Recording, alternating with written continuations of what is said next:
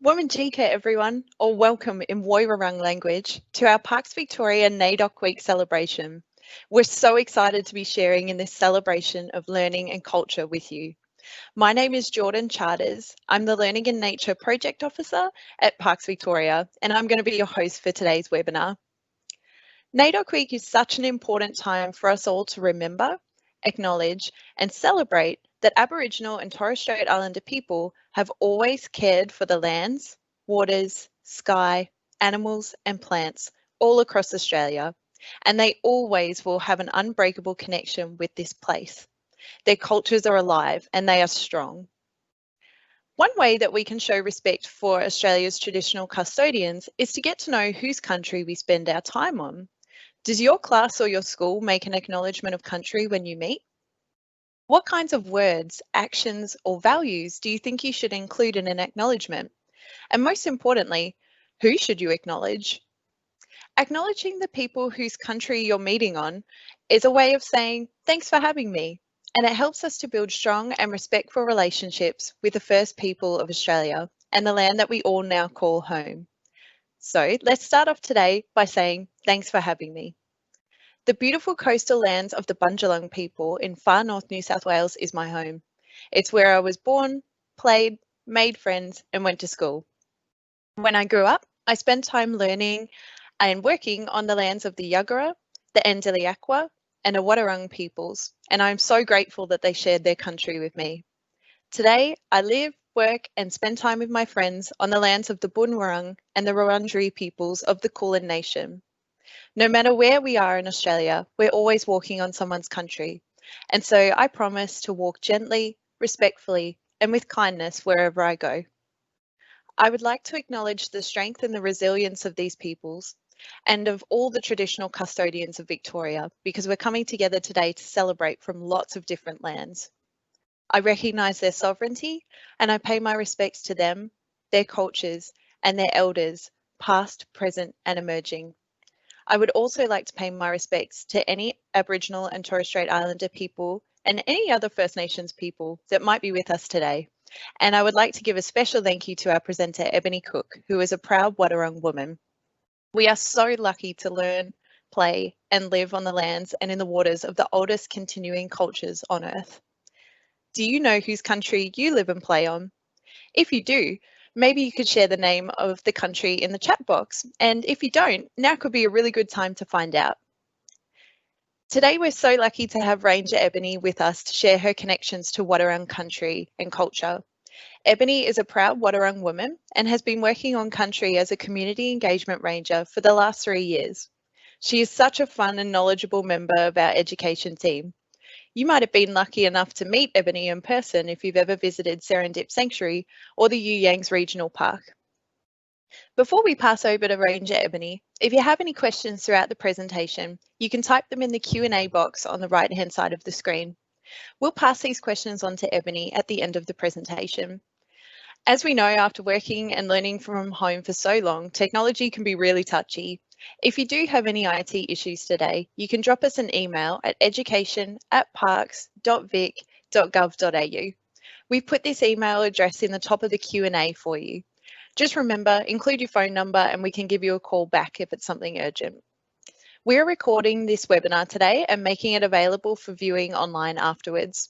This will be made available on our Learning in Nature webpage on the Parks Victoria website. Thanks again for joining us today, and now I'll hand over to Ranger Ebonee.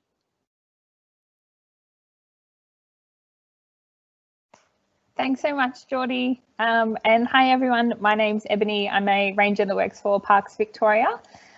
Before we do get started, I do want to acknowledge and pay my respects to Aboriginal and Torres Strait Islander people.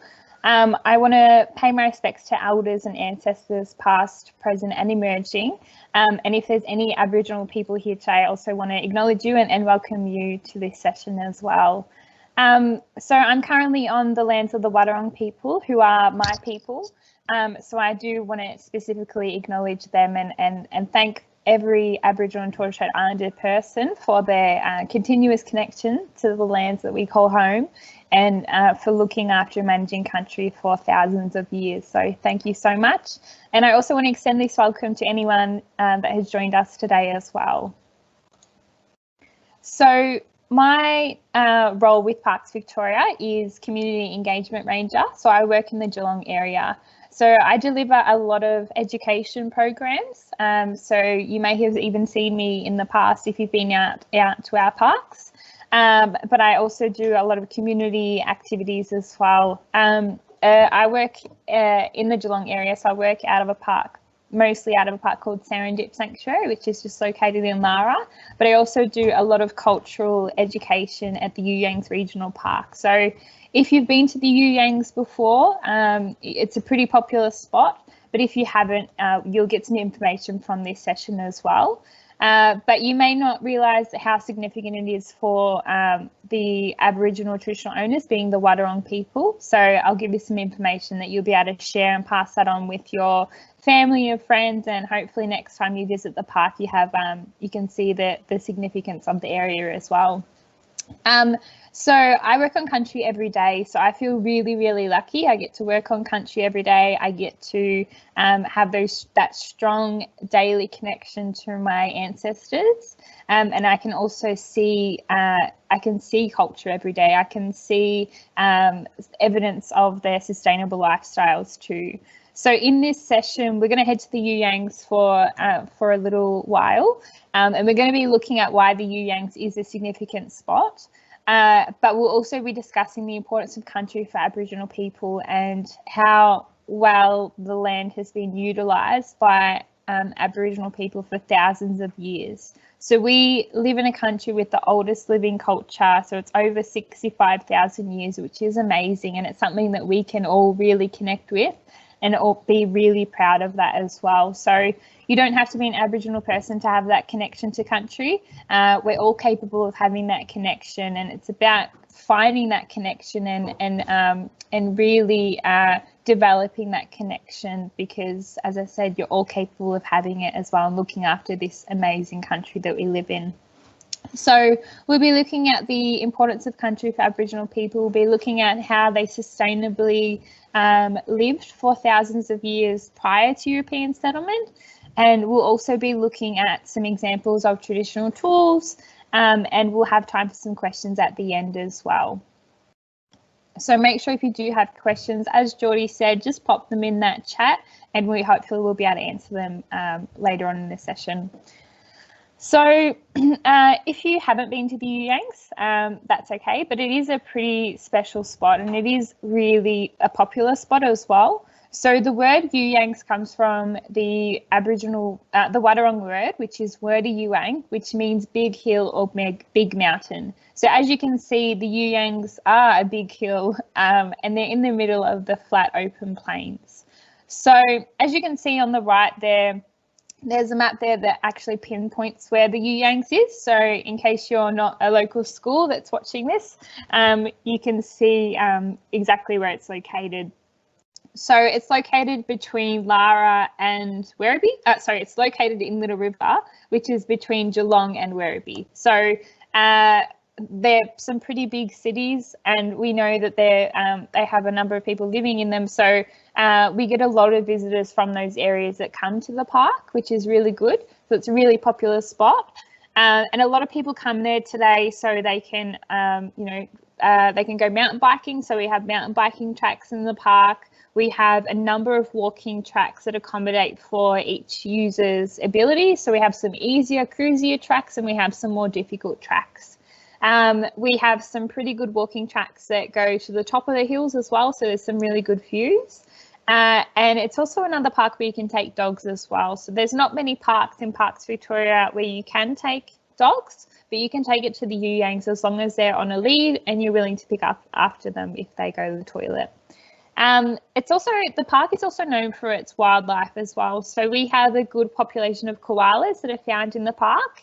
And we also find, other species like kangaroos, wallabies, echidnas, lizards, snakes, and we get about 200 different bird species that have been sighted in the park. So it is a really special spot, not only for people, but also for wildlife too. Now, as I said, it is a really important spot for the Wadawurrung people. So Today, as park managers, we have a duty to protect this park and protect the heritage that's found in the park. So this park, we find a lot of artefacts. So that are obviously fairly old, the artefacts that we find.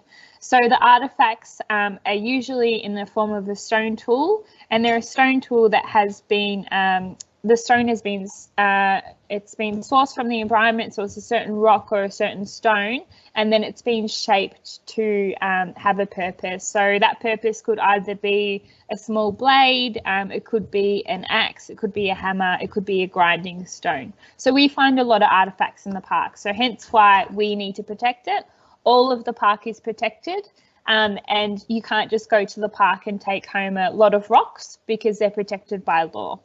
So what you think is just a normal rock, it could be a culturally significant artefact. So it is really special. So we see a lot of this. We see a lot of evidence in the Youyangs of how the Wadawurrung people live sustainable lifestyles and really healthy lifestyles as well. The other thing that makes the Youyangs pretty special for the Wadawurrung people is because we find we have some rock quells that were created by the Wadawurrung people. So the rock quells are what you can see in these images here, and we're standing in front of them. These rock quells were created either hundreds, if not thousands of years ago by the Wadawurrung people. So the main purpose for these rock quells is, as you can probably take a guess from this first image, is to collect rainwater. So because the Youyangs are these huge mountains in the middle of this flat area, flat area surrounding the park, when it rains, the rainwater usually washes down to the bottom of the hill. So there's nowhere for it to pool up. There's no natural kind of creek or river that's in the park. So the Wadawurrung people, prior to European settlement, they created these rock wells because they needed somewhere for that water to pool up, and without having to obviously walk all the way down to the bottom of the hill. So it's a really great thing that we see. It's a real benefit when I'm here on country. I get to see this in person, and if you have been to the park before, you would have seen one of these more than likely. This first one here on the left, on the left is located on Big Rock picnic area, which is a really popular picnic ground in the park. So a lot of people walk past this rock well, they don't realise how special it is, and they don't realise that it was created by the Wadawurrung people. So next time you're in the park, or if you're yet to visit, check it out because it is really special to see in person. But basically the Wadawurrung people, how they created this is they chipped away at the rock layer by layer. So the granite rock is quite strong, and even as park managers, we struggle to chip away with it with our power tools if we need to install a handrail or something.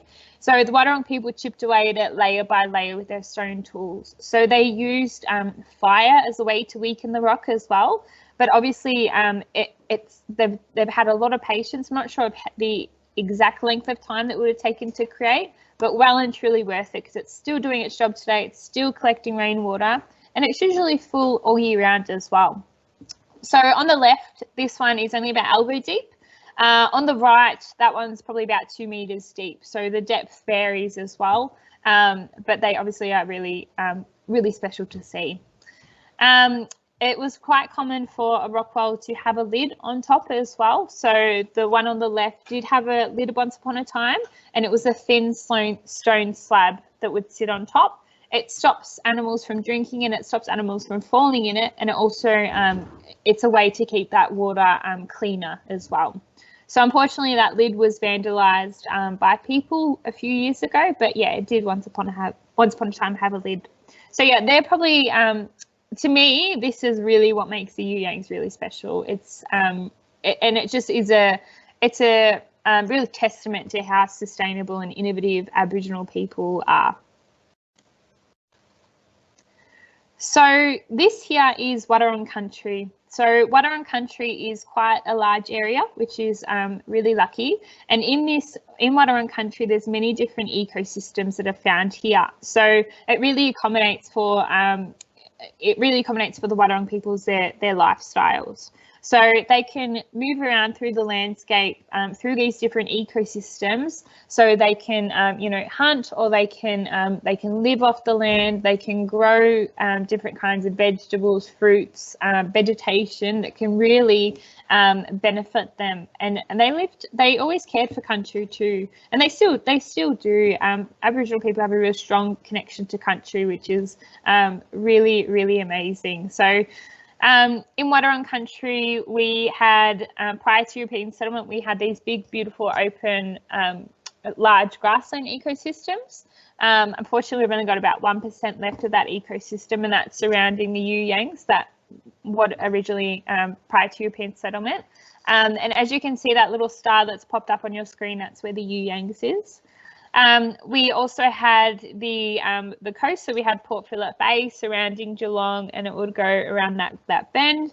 And we have the rainforest ecosystem down towards the Otways, and we also have these cooler climates out towards Ballarat as well. So we had, as I said, we had very diverse ecosystems that could accommodate for your lifestyle and accommodate for the seasons as well.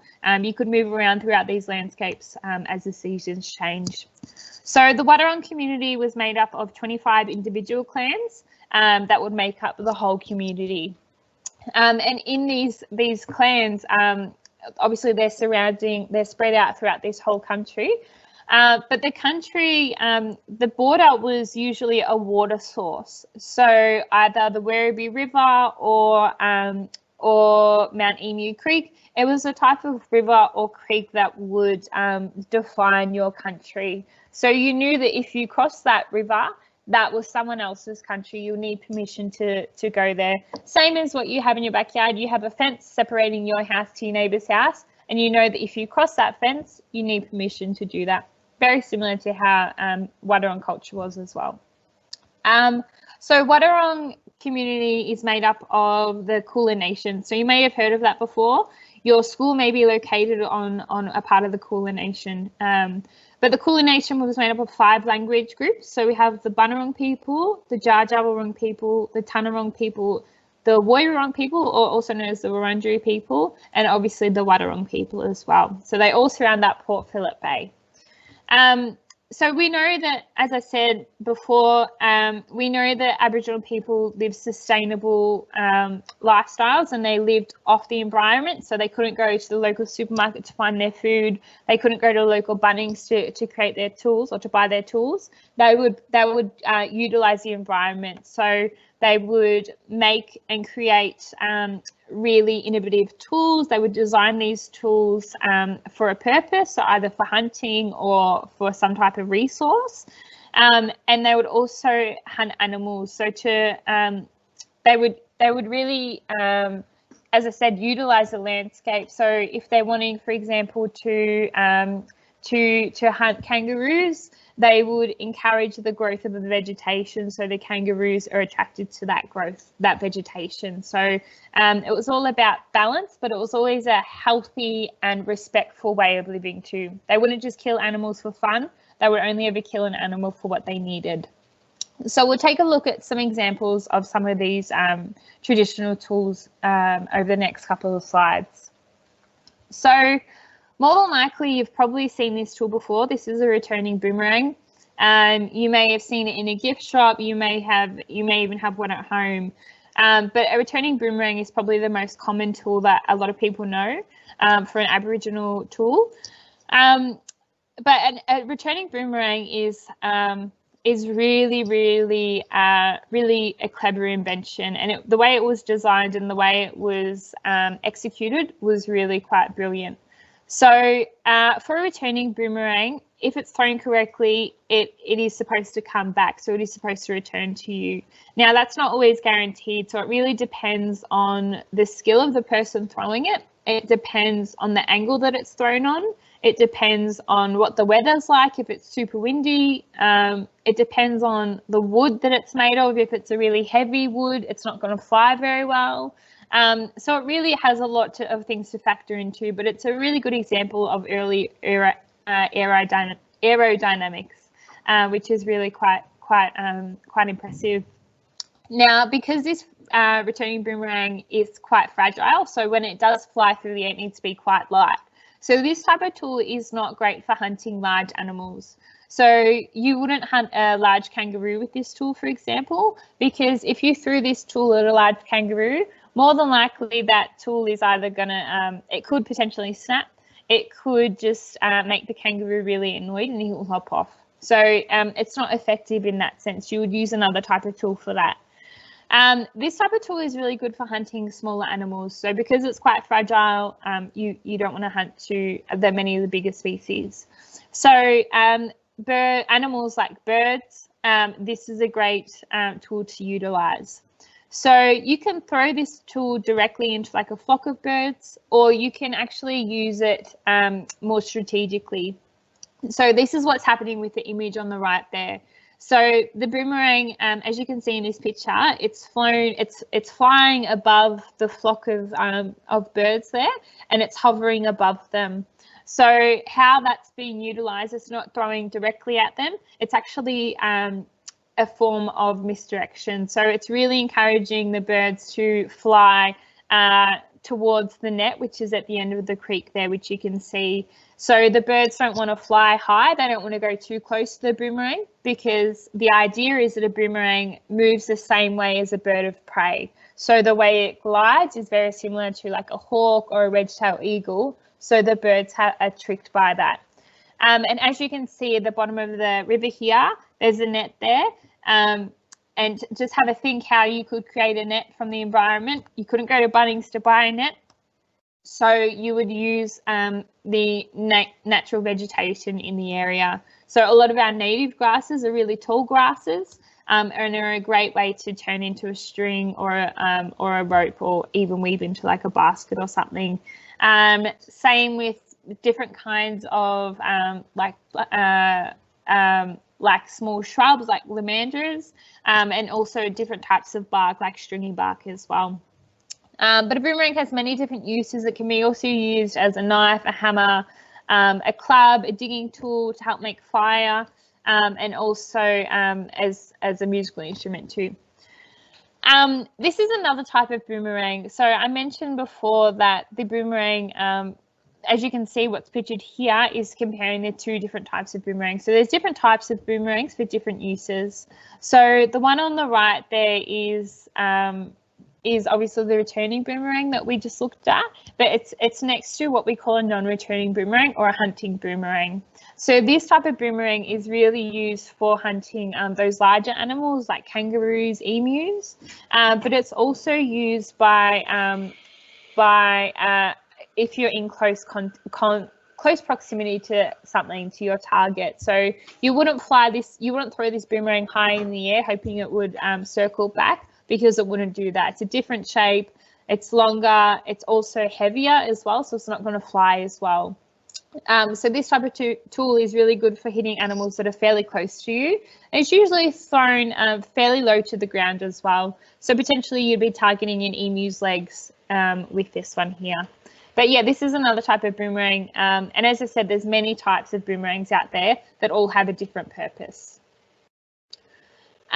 This tool is a coolerman. So a coolerman has many uses, and it's really quite special.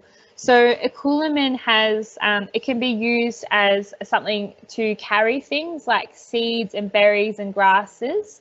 It can be also used for digging. So you'll notice that the curved edges almost looks like a shovel. It can be used for cradling babies, so rocking them to sleep. And it was quite common to be carried on the head as well. So this type of tool is really utilised by women. So in Wadawurrung community or Aboriginal communities, most of the time, women would do a lot of the farming and the agriculture, and also creating resources like baskets and fish traps and eel traps and things. Whereas traditionally, a lot of the time, men would do a lot of the really physical hunting, and they would pass it on to the younger men of the community. So, you know, by going out there and hunting those larger animals like kangaroos and wallabies, that's really a lot of the time, a lot of the men would do that stuff, and women would be preparing, they would be doing all the agriculture, so preparing the vegetables, growing the crops, things like that as well. But it was very gender balanced, so you couldn't have one role without the other, because it was all about working as a community, which was really impressive. So a coolant, mostly used by women, but as you can see, the process is very similar to how a shield or a canoe could be made, and you can see that with that image here on the right. So the process of that is, as you can see, that the gentleman there, they've cut that piece of wood or bark from that tree, and they've used their stone tools for that. So if you look close enough, in the gentleman's hands, it looks like he's holding a hammer, or he hasn't bought that hammer from Bunnings. He's created that. He's created that type of stone, that type of tool from stones that he's found in the environment. So each stone that we have has a different purpose and has a different strength. So some stones are weaker, some stones are heavier, but they all had a different type of purpose. So the other thing is that they would also wedge that, bark from the tree, and then that would just kind of wedge it off. So then they could shape it or curve it to what they need it to be, so that purpose. And also, if you look close enough, you can see they've got some non-returning boomerangs there as well that could definitely assist them. This is another type of tool that's actually quite special. So this is an emu caller. So an emu caller is something to call emus, which you could have guessed from the name. Emus are very curious animals. So when they hear this sound, they think it's their friend calling them. So if they hear this sound, they'll come wandering over nice and close. And then when they're close enough, they'll hopefully be able to be hunted.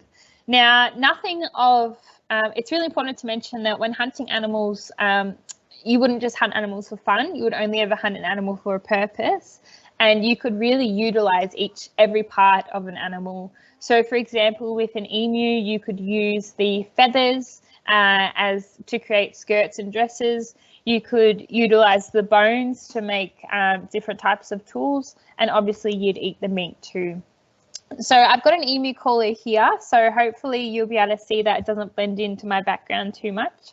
But this here is an emu caller, so it's a good example of, I'll play this sound, hopefully you'll be able to hear it, but it sounds very similar to how an emu does sound naturally. But yeah, when they hear this sound, they think it's their friend, so they come walking over nice and close. So I'll play the sound, hopefully you'll be able to hear it through the headset.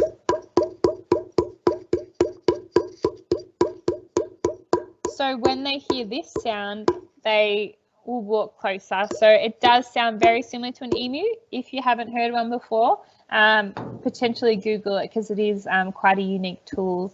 But with this tool, they're traditionally made in places towards the northern end of Australia, so places like Queensland. So very similar to how a didgeridoo or a yidaki is created. With these tools, they're actually hollow in the middle. So termites do a lot of the hard work with this one. Termites are that grub that will eat wood.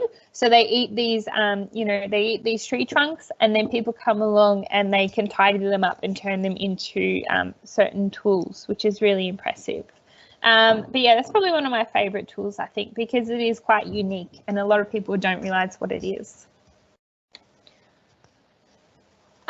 So another really important resource, and I think it's probably one of the most important resources, is a possum skin. So a possum skin its main purpose is to keep warm, but one possum skin is not going to keep you all that warm due to the size. So what you would do is you would sew multiple possum skins together to create a large cloak, which is what is pictured here.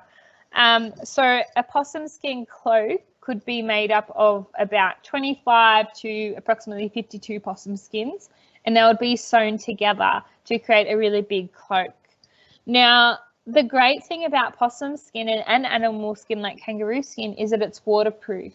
So if it's raining and you're outdoors in the elements, you would more than likely wear it inside out. So you would have the fur on the inside keeping you warm and dry, and the natural leather material on the outside. So I don't know if you can see that through my my image there, but yeah, no, it keeps fading away. But it's like a natural leather material, which is waterproof, so it is really handy. So they're more beneficial than blankets, really, because blankets are not a waterproof resource, whereas animal skin is. Now, they're quite fragile, so they do deteriorate, unfortunately. And not a lot have survived over time. Not a lot of possum skins have survived over time.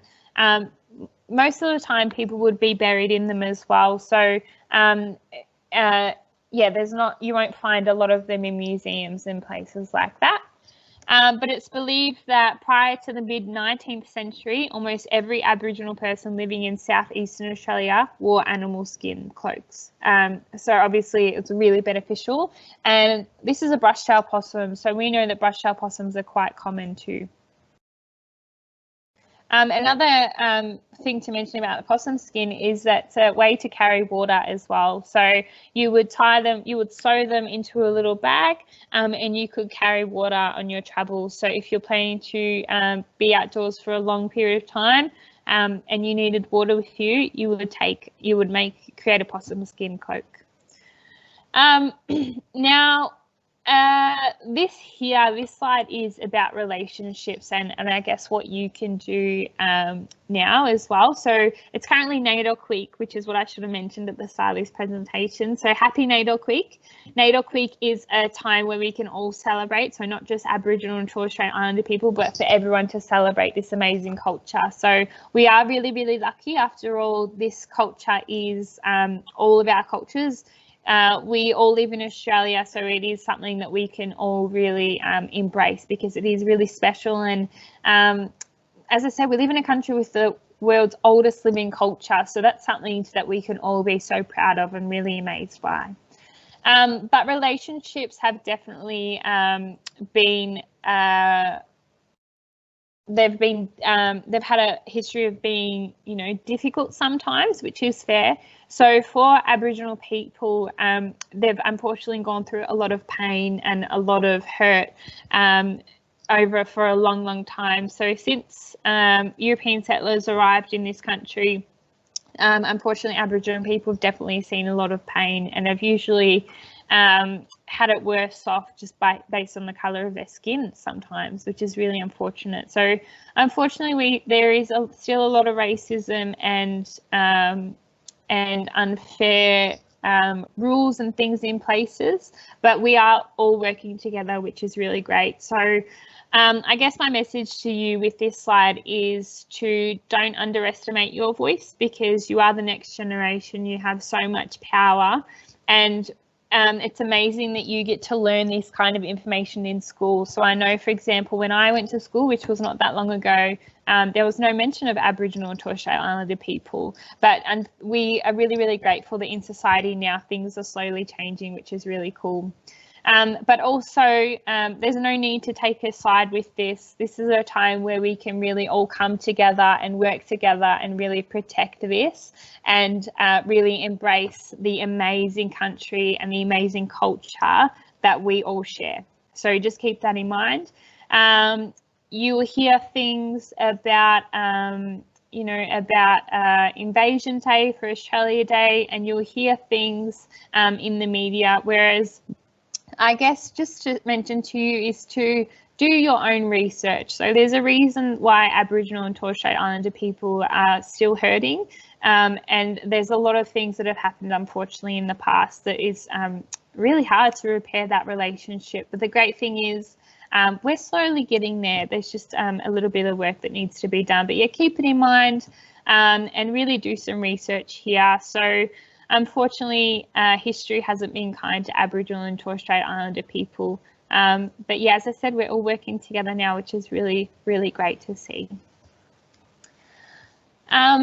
The other kind of issues that really impacted the lifestyles for Aboriginal people was these species here. So we know life changed for Aboriginal and Torres Strait Islander people when European settlers arrived. People were removed from their land. All of a sudden they were told, you can't live here. move away, I now own this land, you have to live in this small pocket. And most of the time when they were forced into these small communities of land, there wasn't enough vegetation, there wasn't enough animals, there was just no need. That survival would have been really, really hard. So unfortunately, as I said, it definitely has had a history hasn't been kind. But when it comes to the impacts of these species here, they've been quite fierce on Aboriginal and Torres Strait Islander people lifestyles. So, for example, with sheep and cattle, when the most common occupation for early European settlers was farming. So unfortunately, especially in Victoria, a lot of the area has been heavily farmed for a long time. So we once upon a time had these beautiful grassland ecosystems, and now we only have 1% left. And that's because the area has been farmed heavily. So basically when European settlers arrived here, they saw these big, beautiful open grasslands with native grasses, and they thought, beauty, that's a perfect environment for my farm animals to graze.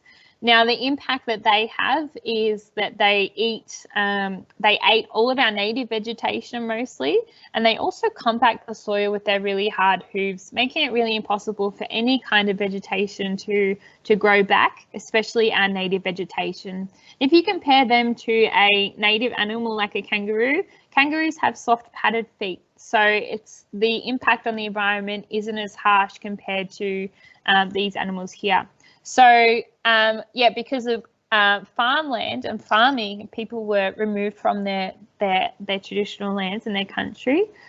How rabbits impacted lifestyles was rabbits unfortunately breed like crazy, so they also spread a lot of diseases too, and they make our soil really unhealthy. So they cause erosion in the soil with their digging, and they constantly are disturbing the soil. So it's really, really hard. So think of how, for example, Wadawurrung people would have felt with rabbits being introduced. You know, they spend a lot of time preparing these beautiful crops and really maintaining the land and beautifully and almost perfect to what it is supposed to look like. And now they have to deal with rabbits that are ruining these lands and really making the soil unhealthy, which had an impact on obviously their native vegetation that they rely heavily on for their lifestyles, for their sustainable lifestyles. And the impacts with foxes, so obviously foxes are a natural hunter and they're a carnivore, so now they're killing a lot of your diet. So what you would usually eat, you would go hunting, you would find these animals. You also now have to compete with foxes as well. So all of these species have had a big impact on the lifestyles for Aboriginal people, unfortunately, as well as obviously the interactions with European settlers. So you're probably wondering, you might be curious what kind of things you can do now after this webinar to really to investigate and to develop your knowledge on culture. So there's some really good resources out, and especially this week of all weeks, NAIDOC Week. NAIDOC Week is a week where we get to celebrate and all come together. There's some really great free resources that you can download or you can watch, or webinars that you can participate in to really expand that knowledge, which is great. You can also, there's some pretty good resources on the Parks Victoria YouTube channel. So we recently we created these videos for a Park Explorers program, and they were to really for people to understand the connection to country that Aboriginal people have, and for you to also develop your connection to country as well. Because as I said earlier, you don't need to be an Aboriginal person to have your connection to country. So check them out. If you don't already know, find out whose traditional land you live on as well. So it's really important that you find that out, because as the NAIDOC Week theme is, it always was and always will be Aboriginal land. But it's really important that we acknowledge that, and we pay a genuine respect to that as well, because where would we be if Aboriginal people didn't look after this land for 65,000 years? It probably wouldn't exist. So we are really thankful for that. And if you're interested in learning about Wadawurrung language, there's a really great app that was developed by the Wadawurrung Aboriginal Party. It's a free app where you can learn language as well. So I want to take this time to say thank you. I hope that you did learn something. Hopefully you got something out of that. And as I said, it's NAIDOC week, so it's a week where we get to celebrate as much as we can.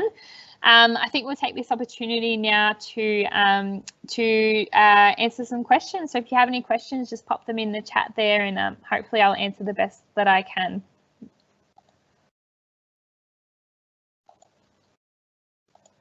Thanks, Ebony. That was such a good presentation. It's always really nice to hear from you about your connections to culture and to place. Just while we wait for some questions to come through, I might just ask you a couple of questions that I have, if that's okay. So first off, NAIDOC Week is such an important time, and this year, beautiful theme, always was, always will be. Does this theme have any special meaning to you, or what do you take away from that theme? Yeah, thanks, George. Good question. So NAIDOC Week always was, always will be. I think it's a really amazing theme, and they're always really amazing themes, actually. But this year, to me, it is really special. So it's, and obviously I'm all for educating people as much as I can. But always was, always will be. It's something that I think society needs to acknowledge a bit more. And it's something that we should, having this conversation, we should be having it nearly every day. And it shouldn't just be Aboriginal people having these conversations, it should be everyone. Because as I said, just at the end of that slide, it always has, it always will be, and it's something that we all need to recognise. And it's very easy to do. It's very easy to be respectful and to acknowledge that. But I think in society, a lot of our media doesn't pay attention to that, which is really unfortunate.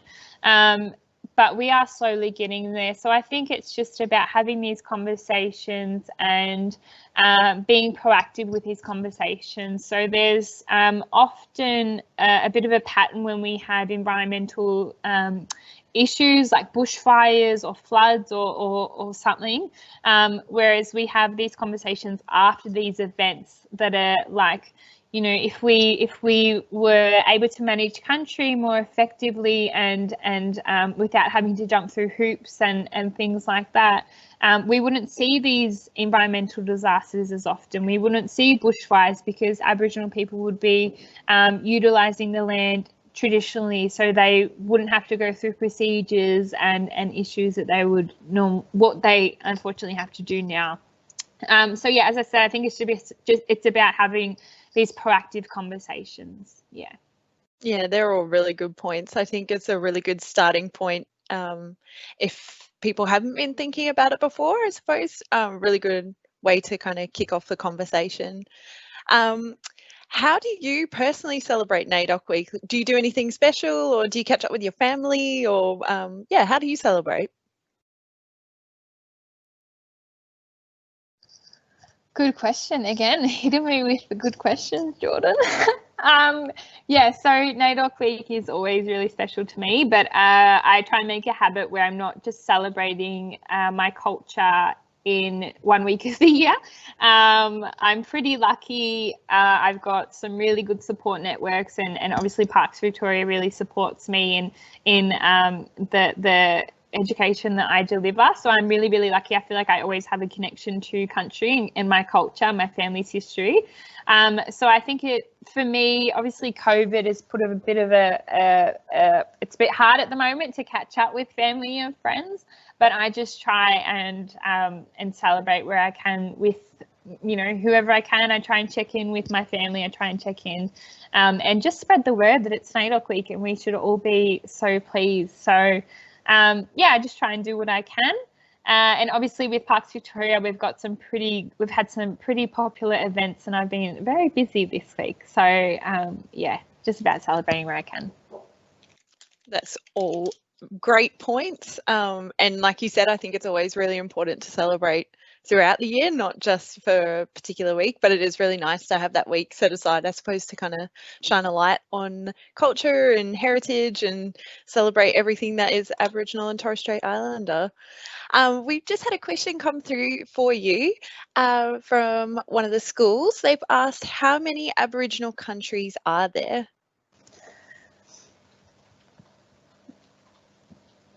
Yeah, another good question. I'm actually not too sure. So I think off the top of my head, there's 250 Aboriginal language groups, but that's something that I'm sure that someone will be able to Google. And just to confirm that, and you know what, I'm sure we still haven't found all of them either. It'll be about uncovering that knowledge and finding that knowledge. With this culture, traditionally it's always about verbal communication and teaching lessons and as much as you can verbally. So you would pass that on to the next generation and then so on and so forth. It's a pattern. And you know, when European settlers arrived, people were removed from the country and they were removed and they lost their identity. And it's really, really hard for people to acknowledge that or to even know that they are Indigenous at all. So I think that Australia, we still have a lot of knowledge that we're missing because of the connections that have been lost to people's country. So at the moment, I believe it's 250 language groups, but as I said, that could increase and I'm not 100% on the numbers. I'm pretty sure you'd be able to Google it though. Yeah, definitely.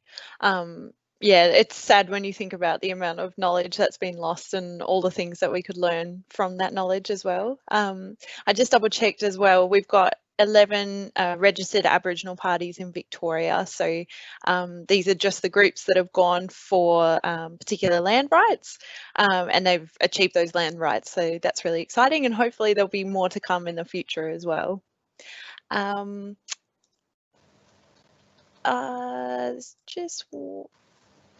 Just seeing if there's any more questions coming through. When you were speaking before about your, like one of the parts of your roles is educating people on culture and connection to country, it got me thinking, what's the best part of your role? What do you enjoy the most about working as a community engagement ranger? Good question. Again, I really love delivering cultural education. So it's not, I deliver all kinds of education. I work out of a park called Serendip Sanctuary, which is located in Lara, and we have captive threatened species. So I deliver education on those as well. But I think the most rewarding thing about my job is delivering cultural education because there's not a lot of resources that people can actually access. And it makes it harder for people. So for me, when I'm delivering that important information, it's always rewarding when someone takes that in and then they'll pass that on to someone else.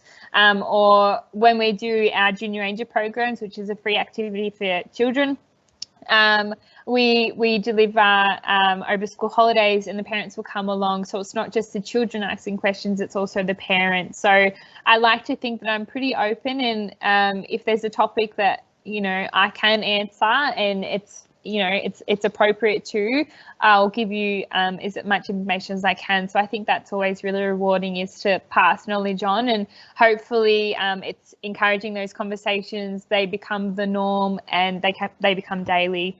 I also might take this opportunity to mention that if I'm not too sure of the age of the students that we have. I know you're all secondary college, but if there's anyone that's considering working for Parks Victoria when you leave school, it is a really good organisation to work for and it is really rewarding. There's not a day go by where I don't like my job. I love my job. And I get to work outdoors, and Parks Victoria is also very diverse. So we have designated Aboriginal positions throughout the organisation, and I'm currently in one of those Aboriginal positions.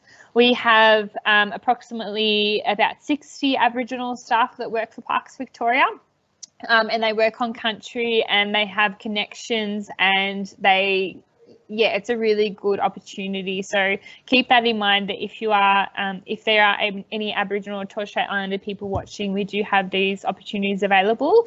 But if you are not Indigenous at all, that's completely fine. We still have some really good positions, and they're really diverse. The diverse roles go from being outdoors every day to being in a, you know, in a scientific role, or marketing or education like we are. There's so many opportunities, so keep that in mind. If you are interested, we really recommend volunteering. So Parks Victoria takes on volunteers from the age of 16, and it gives you experience and it shows your dedication to a role. So keep that in mind, that if you are interested in working for Parks, to get out there, get experience where you can, and to study either conservation and land management or TAFE, or environmental science at university is a really good thing to study to get you in the door. But yeah, volunteering is really really makes you stand out from the crowd, and it shows that you're really keen and passionate. Yeah, it's a great way to make some really good networks as well, and meet new people, and yeah, just get some experience with the sorts of jobs that you might be doing in the future. We've got a nice question that's come through. What is something that everybody can do to help to protect the beautiful parks and landscape of Australia and continue the legacy that our traditional owners have set? Yeah, that's a terrific question. Love it. So I think it's about getting out on country. If you don't know whose traditional land you are on, find out. That's really important. I think that's a really important step to take. And also, if you're in a position to contact local traditional owners, contact them. I'm sure they'd be more than happy for a yarn, or you know, to help where they can. And I think it's just about, we can do a lot. We can really do a lot. And as I said, we're really, really lucky. This generation that I'm talking to is the next generation. They have so much passion and so much appreciation for all things, not just culture, but also environmental things and factors. They really take into account climate change and things like that as well. So on a small level at home, there's many things that you can do. So even with things like climate change, turning off the light, don't waste water, recycle, reuse, avoid plastics, the list goes on. But and it's very similar to what we can do to assist with Aboriginal culture as well, and protecting that cultural heritage, is educating where you can, educating others. If you've learnt one thing in this webinar, please pass that on, get those messages out there. But if you're outdoors, like if you see a piece of rubbish, pick it up, take it home, put it in the bin. You know, if we all, next time we're all outdoors, if we all pick up 3 pieces of rubbish, that's making a big difference. If we can do that to really protect the environment, we should. Whatever we can do, we should do, because it's our responsibility. It's so easy for, you know, us to blame other people that have dropped rubbish, but no one else is going to pick it up, whereas you could make that difference. So I think it's just about caring for the country, because it's your country too. It's not just Aboriginal people. It's you are just as valued in this conversations as Aboriginal and Torres Strait Islander people as well. But just keep it in mind that Aboriginal and Torres Strait Islander people have cared for this land for 65,000 years. And they've done it really well for a reason. They have the skills, they have the knowledge. So if you need to ask questions, go for a yarn, go for a chat, ask these questions, find out as much information as you can. Yeah, beautiful messaging. I like that a lot. Just while we wait for some more questions to come through, I had a question about when you were talking about coolamans. Obviously, when you take that bark away, you're creating a scar tree, which is such a beautiful artifact that we see across a lot of our parks. I'm just wondering, when you cut away some bark and create a scar tree, is there a way that you, or something that you would put on the tree to care for the tree after doing something like that? Yes, Jordan. And again, I clearly forgot to mention that information compared to our last webinar, so thanks for reminding me of that. So a coolerman, which is that bark vessel that I showed you in that image there, that can carry, things like seeds, berries, grasses, baskets.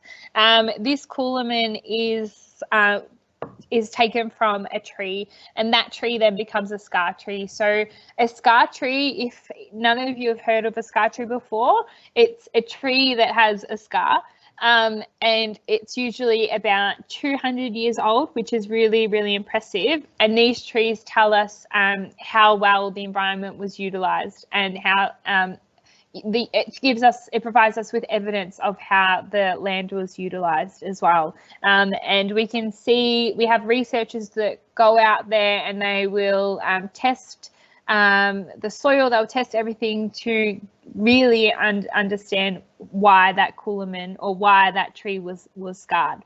But in terms of your other questions, so what would be used to protect that tree? We would use things like, we would cover that scar with things like ochre or mud or leaves, like a Band-Aid on a wound. So if you have a cut, you protect it with a Band-Aid and you clean it, because you don't want that to get infected. It's the same with the tree. So you will care for that. You would cover that as a way of protecting the tree and giving it that best possible chance at survival, because it is all about caring for country to look after you. Great, thank you. I think that might be it for questions. So if no one's got any further questions that they want to get through last minute, I'll just give you 30 more seconds just in case. I just wanted to say thanks again, everybody, for coming along today. It's been a brilliant celebration for NAIDOC Week. And thank you so much, Ebonee, for sharing your knowledge and your time with us today. I'm sure everybody appreciates it just as much as I do, and just as much as we all do at Parks. It's always great to be able to have a yarn with you, so thank you. And thank you for the people who sent through questions. Really appreciate that. Yeah, really good questions, really good thoughts and wonderings. So this concludes today's webinar. We hope that you've enjoyed it. We'll make a recording of today's session available on our YouTube channel. And then we'll put it up on our Learning in Nature webpage for you in the coming weeks. If you do happen to think of any other questions or you have any comments for the team after the session, please email them into education@parks.vic.gov.au. We love hearing from you. Thank you again, and we hope that you enjoy celebrating the last little bits of NAIDOC Week. Thank you, everyone.